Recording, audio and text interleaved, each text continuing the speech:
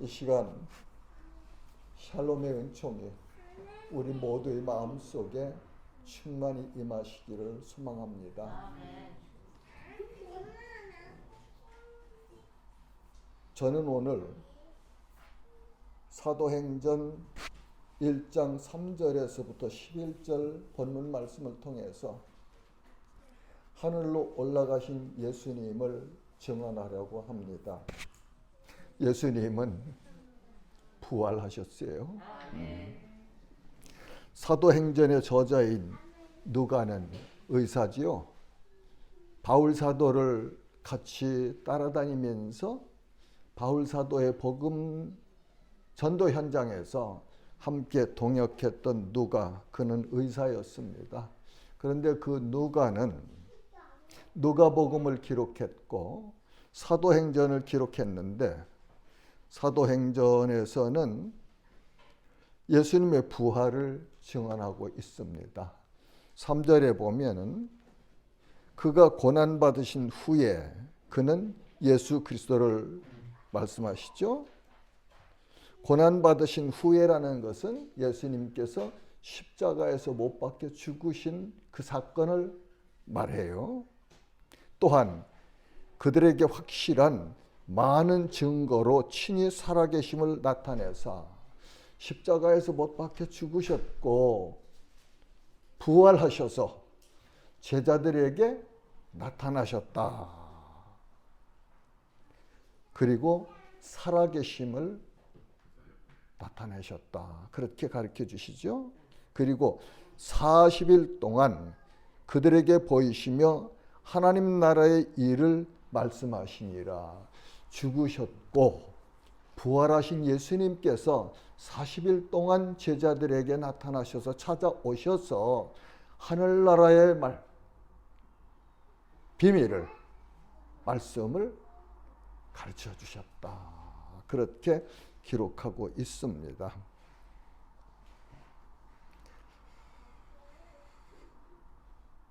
부활하신 예수님, 이 시간 우리 마음속에, 우리 심령 속에서 살아 역사하시는 은혜가 있기를 간구합니다. 4절에 보면 예수님께서 제자들에게 분부하시는 말씀이 있어요. 사도와 함께 모이사 그들에게 분부하여 이르시되, 사도들에게 예수님께서 분부하시는 말씀이 있는데, 예루살렘을 떠나지 말고 내게서 들은 바 아버지께서 약속하신 것을 기다리라. 너희는 예루살렘을 떠나지 말고 아버지께서 약속하신 것을 기다려라. 그렇게 분부하셨다, 가르치셨다. 특별하게 그렇게 말씀하셨다.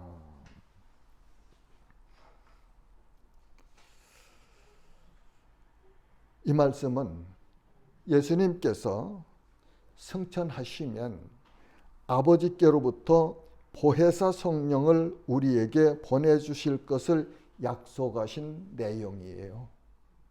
약속하신 내용. 누가복음 24장 49절에 보면은 볼지어다 내가 내 아버지께서 약속하신 것을 너희에게 보내리니 너희는 위로부터 능력으로 입혀질 때까지 이 성에 머물라 하시니라.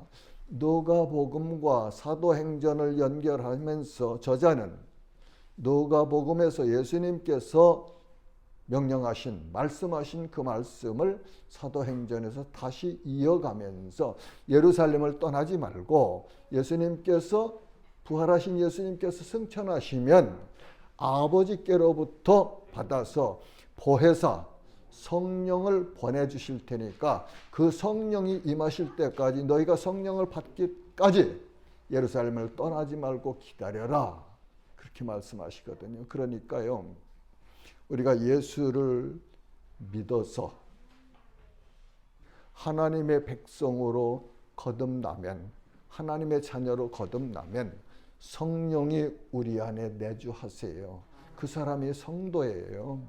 그 사람이 성도고, 그 사람이 하나님의 자녀고, 그 사람이 하나님 백성이고, 하나님 나라 백성이고, 그 사람이 주님이 다시 오실 때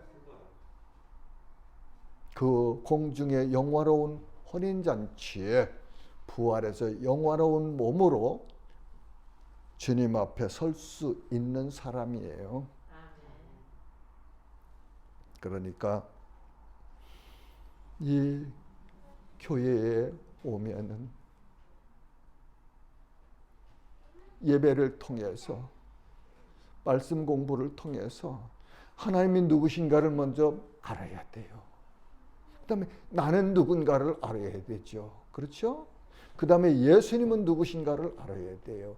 그 과정을 통해서 성장하면서 하나님의 성령께서 우리 안에 들어오셔서, 우리 가운데 오셔서 역사하신단 말이죠. 그래서 그 성령의 인도하심과 가르치심을 받는 사람들이 진리 안에서 사는 사람들이에요.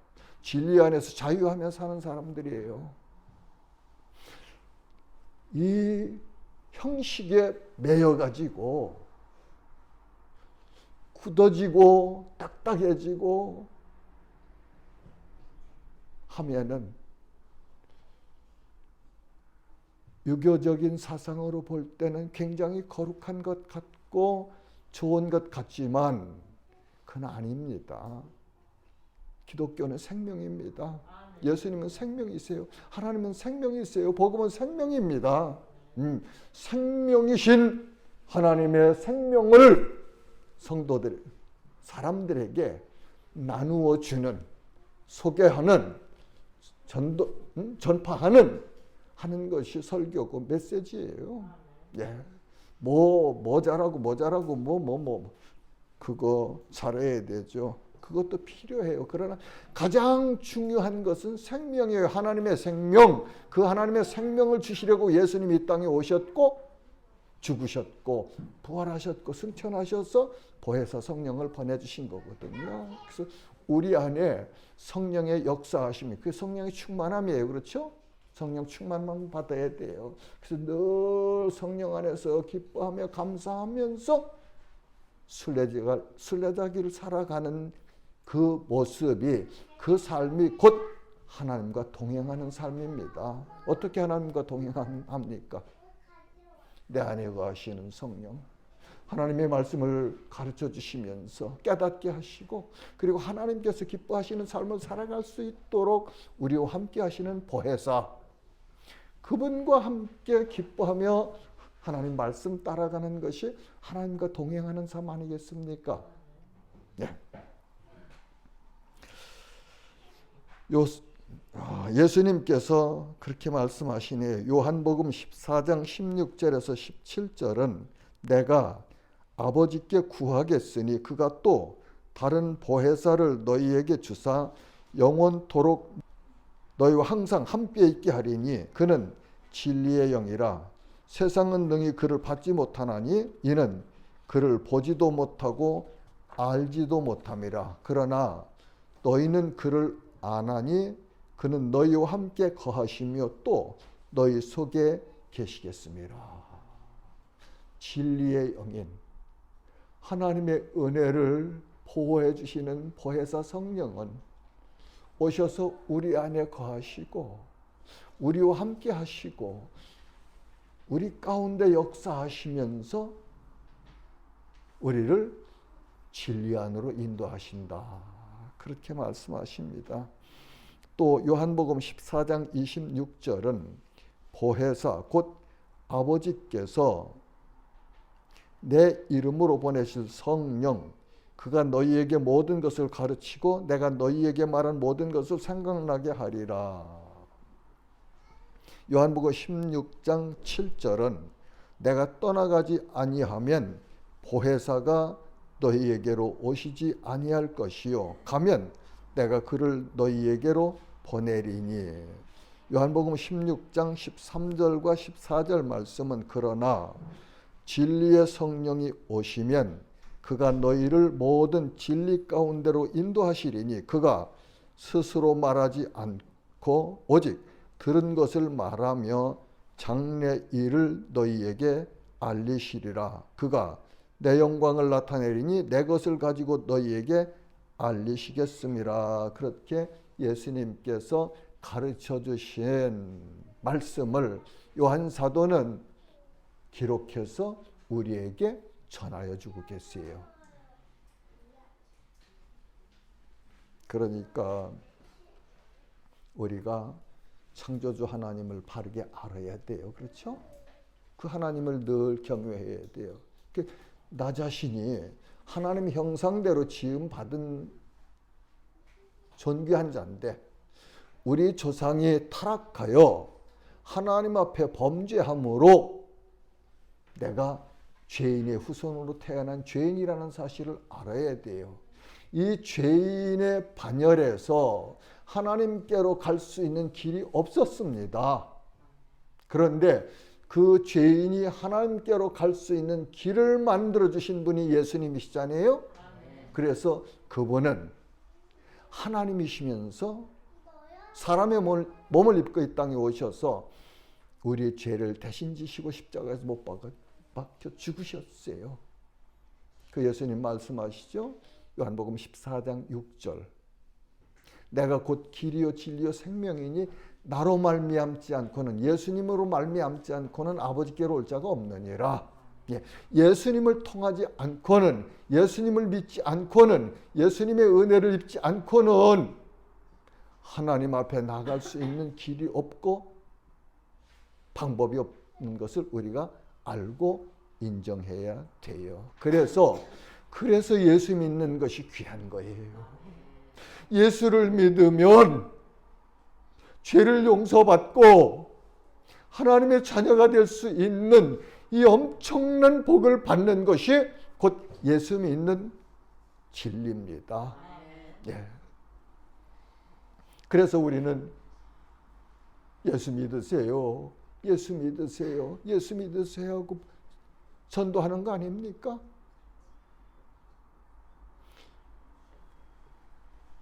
예수님께서 말씀하시네요. 5절에 보면은 요한은 물로 세례를 베풀었으나 너희는 몇 날이 못 되어 성령으로 세례를 받으리라 하셨느니라.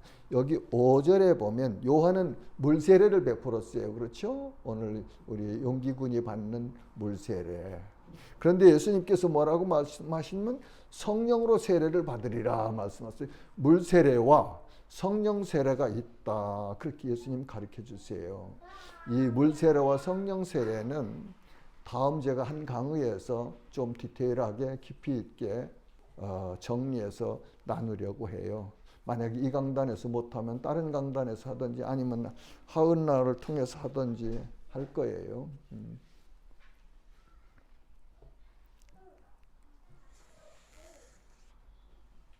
예수님께서 약속하셨고 몇 날이 못돼 성령으로 세례를 받으리라 말씀하셨는데 이 말씀이 사도행전 2장 1절에서 4절 말씀에 보면은 예수님께서 약속하신 그 성령이 강림하셔서 그 자리에 있던 120문도가 성령의 뜨거운 체험을 하는 역사를 우리는 말씀을 통해서 알 수 있어요. 그러니까 성령 세례란 성령이 우리 안에 들어오시는 이적이죠. 그렇죠? 영적인 현상이고 영적인 이해로만 가능해요. 하나님의 영이신 성령이 우리 안에 들어오셔서 내주하시는데 약속은 어떻게 하시면 항상 함께 하신다. 그리고 영원히 함께 하신다. 그러니까 이 다음에 예수님이 재림하신 후에 우리가 영원한 영광스러운 그 천국에 살 때도 삼위일체 하나님께서 역사하시리라. 그렇게 해석해 볼 수 있습니다.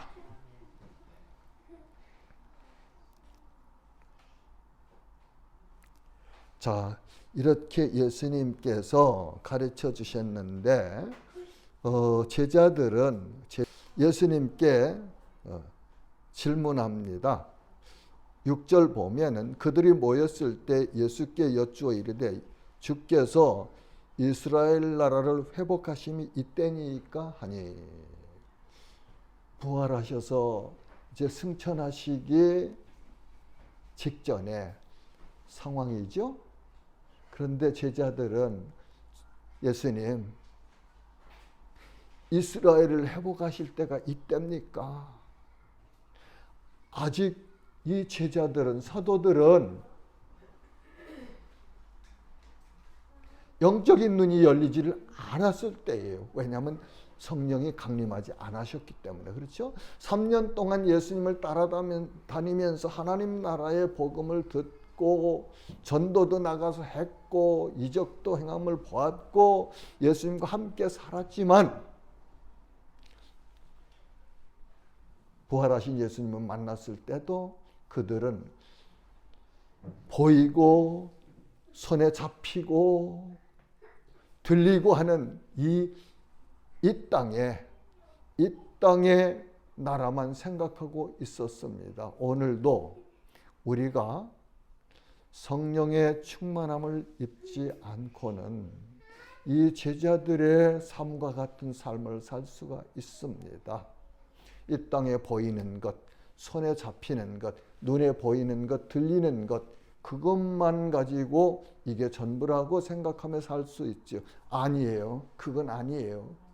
이 땅 현실 세계가 있는가 하면은 보이지 않는 영적인 세계가 존재하는 것이 이 세상이에요. 그것을 성경은 가르쳐주고 계세요. 그 눈이 열려야 돼요.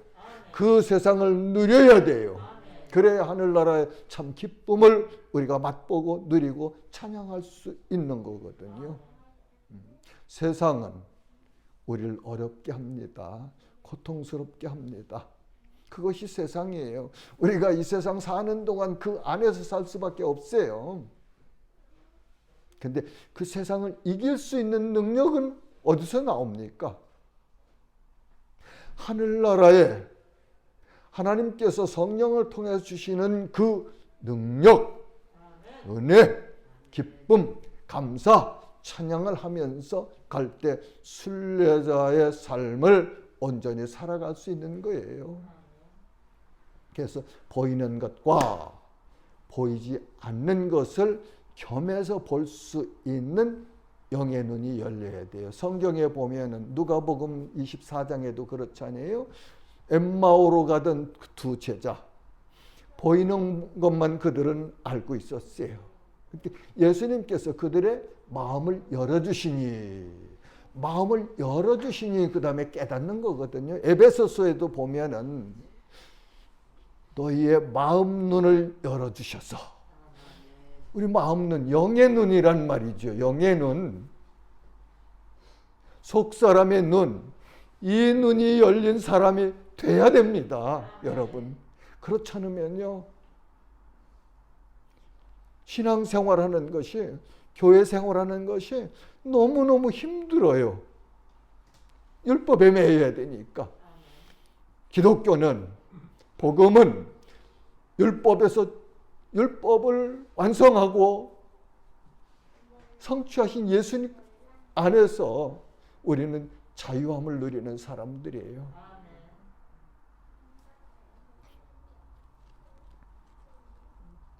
제자들은 보이는 이스라엘 나라의 회복을 원했습니다. 그런데 예수님께서 하시는 말씀은 7절에 보니까 이르시되 때와 시기는 아버지께서 자기의 권한에 두셨으니 너희가 알 바 아니요. 얘들아, 제자들에게 하시는 말씀이에요. 그거 거기에 집착하지 마라. 그 때와 기한은 성부 하나님 아버지께 권한을 가지고 계시다. 그러면 성자이신 예수님이 모르셨겠습니까? 성령이신 보혜사가 모르시겠습니까? 삼위일체 하나님이 일체신데 아시죠? 그러면 왜 예수님 그러셨을까요? 성부의 권위를 인정하며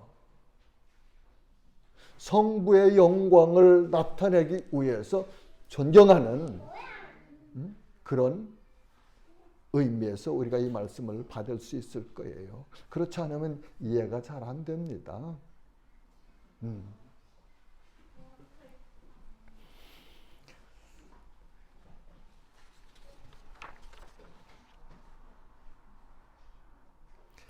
예수님께서 이렇게 제자들의 질문에 답변하신 후에 중요한 말씀을 하시죠. 8절은 오직 성령이 너희에게 임하시면 너희가 권능을 받고, 성령이 오신단 말이죠. 그 강림하신다고 이제 높은 데서 아래로 이렇게 내려오시는 것을 강림이라고 그래요. 그죠? 오시면, 임하시면 너희가 권능을 받고, 성령이 오시면 권능을 받는데요. 그 다음에 예루살렘과 온 유대와 사마리아 땅끝까지 이른 내 증인이 되리라. 권능을 받은 이후에 해야 될 일들을 가르쳐 주시네요. 거듭났으면 우리가 성령의 권능을 받은 사람들이에요. 받은 사람들이에요. 내가 받았는데 그것을 받았는지 못 받았는지 모르기 때문에, 확인을 못하기 때문에 그냥 잠자는 자처럼 살아가는데, 그렇게 살으면 안 되죠. 안 돼요. 거듭났으면 성령의 권능을 받았어요. 권능을 받았으면 뭐라고 말씀하세요? 너희는 증인이 되리라 그러시네요. 그러니까 거듭나서 성도가 됐으면 예수님의 죽으심과 부활의 증인의 삶을 사는 거예요. 네, 증인의 삶. 그리고 이 증인의 삶을 살면서 너무 이 지역적인데 매여서도 안 되죠. 온 열방이 하나님 나라고, 온 열방의 민족이 예수님이 다스리시는 왕이신데 우리가 너무 이렇게 좁게 생각하고 결정하고 하는 건 조금 그래요. 모든 열방을, 모든 민족을 우리의 전도의 대상이다 하고서 살아가야 돼요. 순서는 어떻게 바뀔 수도 있겠습니다. 그렇죠. 그러나 우리의 전도 대상 지역은 온 열방이에요. 모든 민족입니다.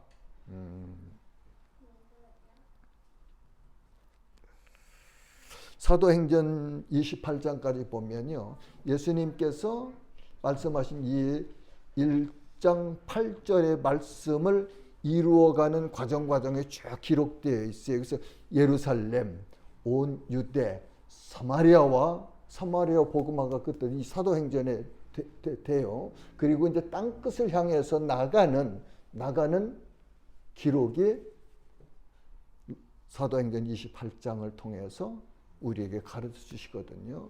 언제인지는 몰라요. 그러나 예수님께서 말씀하신 이 예언의 말씀은 반드시 이루어집니다. 예수님 하늘로 올라가셨어요. 9절에 보면 이 말씀을 마치시고 그들이 보는데 올려져 가시니 구름이 그를 가리워 보이지 않게 하더라. 예수님이요 하늘로 올려져 가시네요. 여러분 잘 이해됩니까? 잘 이제 그림이 그려집니까?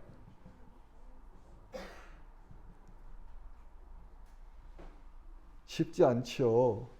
그렇죠? 어떻게 사람이 여기 있다가 하늘로 그냥 쭉 붕붕 올라가져요? 근데 하나님은 하세요.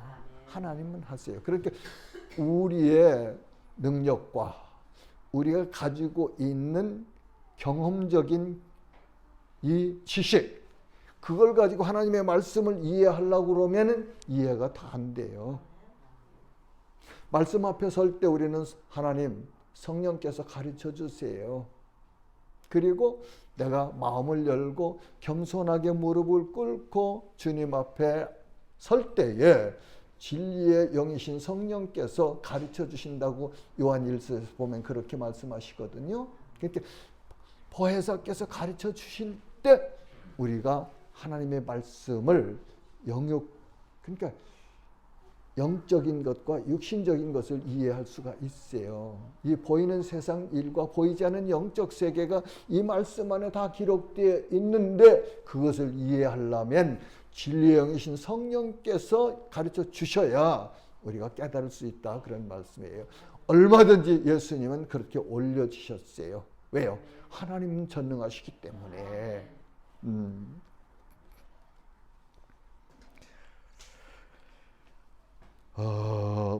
마가복음 16장 19절 보면 주 예수께서 말씀을 마치신 후에 하늘로 올려지사 하나님 우편에 앉으시니라. 누가복음 24장 50절과 51절은 예수께서 그들을 데리고 베다니 앞까지 나가서 손을 들어 그들에게 축복하시더니 축복하실 때에 그들을 떠나 하늘로 올려지시니. 아멘. 예수님은 하늘에서 오셨어요. 그렇죠? 하늘 영광 높고 영화로운 그 하나님의 보좌에서 영이신 하나님이 사람의 몸을 입고 이 땅에 오셨어요. 그리고 오신 목적이 있었죠. 그 목적을 이루신 다음에는 오셨던 그 영광스러운 하나님의 보좌로 다시 올려져 가셨어요. 그래서 예수님의 낮아지심, 하나님이 사람이 되신 낮아지심, 율법을 주신 그 하나님이 율법 아래에 있으신 것, 그리고 십자가에 죽으신 것, 이것이 예수님의 낮아지심이세요. 그 다음에 예수님이 높여지심은 부활하심과 승천하심과 그리고 영화로운 그 영광의 보좌에 승귀하신, 복귀하신 그 내용입니다. 낮아지시면 하나 더 있네요. 그 땅속에 장사되신 것. 그렇지, 4가지의 낮아지심과 3가지의 승귀가 있는데 그것도 이 다음에 한번 시간 가지고 같이 나누려고 하고 있어요. 천사들이 예수님의 재림을 가르쳐 주십니다. 10절에 보면 올라가실 때에 제자들이 자세히 하늘을 쳐다보고 있는데 흰옷 입은 2 사람이 그들 곁에 서서 이르되 갈릴리 사람들아 어찌하여 서서 하늘을 쳐다보느냐. 너희 가운데서 하늘로 올려지신 이 예수는 하늘로 가심을 본 그대로 오시리라 하였느니라. 여기 흰옷 입은 2 사람은 예수님이 부활하셨을 때 그 무덤에 갔을 때 그 무덤에 2 천사가 있었죠. 천사입니다. 천사들이 이렇게 같이 말씀하시던 예수님 하늘로 올려져 가시니까 멍했죠. 뭐 요즘 말로 뭐라고 멘붕이라고 하던가 뭐 그런 상태 아니었겠습니까? 그러니까 멍하고 있는 제자들에게 야, 왜 하늘 쳐다보고 있느냐? 하늘로 가신 예수님은 가신 것처럼 다시 구름 타고 오시리라 가르쳐 주시네요. 예수님께서도 다시 오실 것을 말씀하셨어요. 마태복음 24장 30절 보면 그때에 인자의 징조가 하늘에서 보이겠고 그때에 땅의 모든 족속들이 통곡하며 그들이 인자가 구름을 타고 능력과 큰 영광으로 오는 것을 보이리라.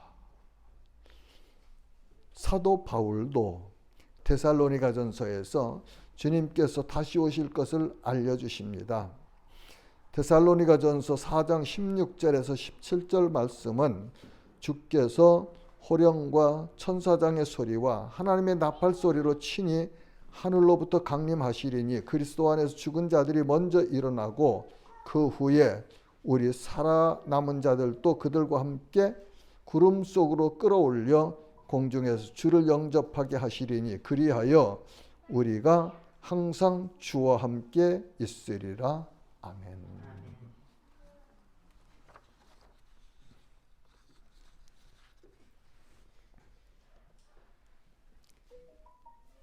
이 땅에 사는 성도들은요, 하나님 나라의 기쁨을 간직하고 붙잡고 소망하며 그 능력으로 살아가는 사람들이에요. 그리고 예수님이 부활하신 것처럼 나도 주님이 다시 오시는 날 영광스러운 그 형체로 부활해서 하나님 나라에서 영원토록 하나님과 함께 살 수 있다는 이 믿음을 가지고 살아가는 거예요. 그것이 성도들이 이 광야길을 걸어가면서 기뻐하며 감사하며 주님과 동행할 수 있는 방법입니다. 재림 소망. 이 참 기독교 역사에 보면요, 가장 중요한 것, 좋은 것들은 어디선가부터 이게 잘못돼 가지고서 그냥 이렇게 피하는 영생, 재림, 얼마나 소중한 겁니까? 얼마나 귀중한 겁니까? 그런데 이것들을 제대로 못 누리거든요. 참 안타까운 것 같아요. 주께서 우리에게 이 영생의 기쁨과 그리고 부활의 소망을 붙들고 살아갈 수 있는 은혜로 충만하게 해주시기를 소원합니다. 정리하겠습니다. 사랑하는 지체 여러분, 예수님은 그리스도이십니다. 그리스도는 우리들의 구원자라는 의미입니다. 예수 그리스도는 하나님의 독생자이십니다. 예수 그리스도는 하나님이시며 우리와 같은 사람으로 오셨습니다. 하나님이신 예수님은 사람으로 이 땅에 오셨습니다. 이 사실을 성육신이라고 하지요. 예수님은 갈보리 언덕 십자가 위에서 못 박혀 죽으셨습니다.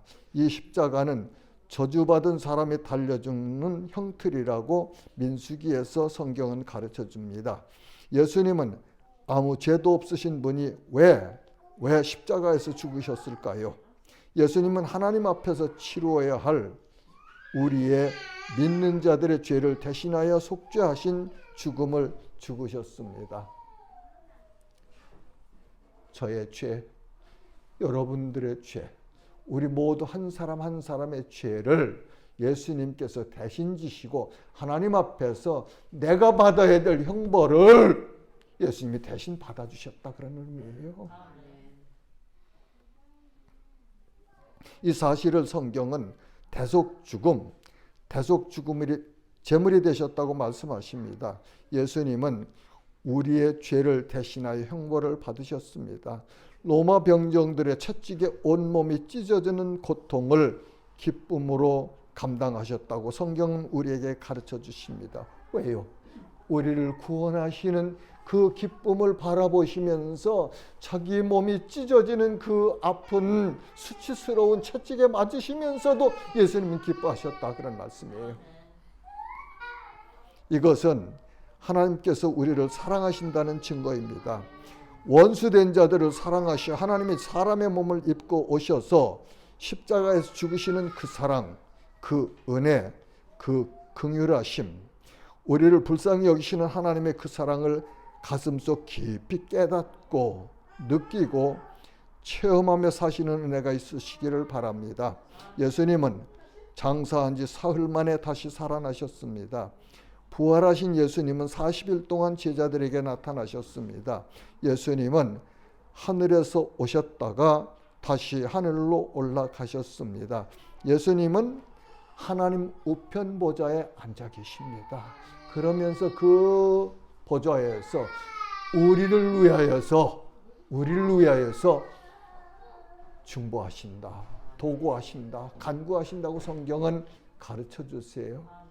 저와 여러분을 위해서 예수님은 하나님 우편 보좌에서 우리를 위해서 기도하신대요. 로마서에 보면 성령이 우리 안에 내주하시는 성령이 말할 수 없는 탄식 우리를 위해 기도하신대. 우리 영적인 삶을 위해서 기도하시겠죠. 그렇죠?